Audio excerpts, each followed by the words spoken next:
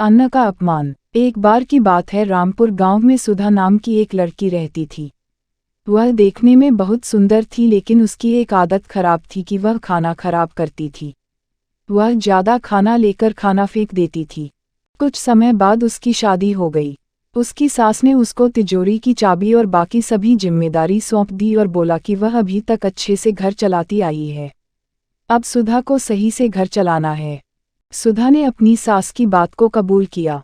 सुधा इसके बाद अपने पति से बार बार कभी चीनी, कभी चावल और कभी दाल मंगवाती थी। जब उसकी सास को इस बारे में पता चला तो वह सुधा को बोली कि तुम महीने भर का राशन एक बार में क्यों नहीं मंगवाती। सुधा ने बताया कि वह एक साथ मंगवाती है, लेकिन वह कम पड़ जाता है।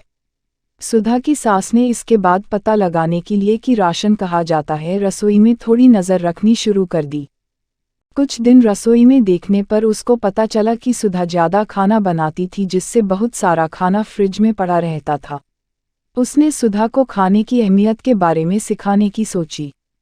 एक दिन उसने सुधा को बुलाकर कहा कि हमारे पहले वाली नौकरानी के बच्चे की तबीयत ठीक नहीं है, मुझे वहां जाना है, क्या तुम भी चलोगी। सुधा भी अपनी सास के साथ जाने के लिए तैयार हो गई। अपनी नौकरानी की बस्ती में जाकर सुधा की सास ने कहा कि मैं अभी रास्ता पूछकर आती हूँ। इसके बाद सुधा वहीं खड़ी रही। सुधा ने एक घर के अंदर देखा तो एक छोटा बच्चा भूख के कारण रो रहा था। उसकी माँ ने अपने अनाज के सभी बर्तन देखे, लेकिन वो खाली थे। यह देखकर सुधा को रोना आ गया। कुछ देर बाद उसकी सास आई और उसको अपनी नौकरानी के घर लेकर गई। नौकरानी के घर जाने पर उसका लड़का बीमार लेटा हुआ था। जब सुधा की सास ने बीमारी का कारण पूछा तो नौकरानी ने कहा कि वह एक घर से बचा हुआ भोजन लेकर आई थी, लेकिन उसको नहीं पता था कि वह खाना खराब था, जिससे उसके बेटे की तबीयत खराब हो जाएगी। यह कहकर वह रोने लगी।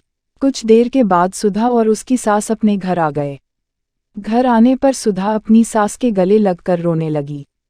जब उसकी सास ने कारण पूछा तो सुधा ने बताया कि मैं खाने को कितना बर्बाद करती थी और किसी को खाने के लिए 2 वक्त की रोटी भी नहीं है। उसने कहा कि अब से वह खाने को कभी बर्बाद नहीं करेगी। सुधा को खाने की कीमत महसूस होने पर उसकी सास खुश थी। सीख। इस कहानी से हमें यह सीख मिलती है कि हमें अन्न को कभी भी बर्बाद नहीं करना चाहिए।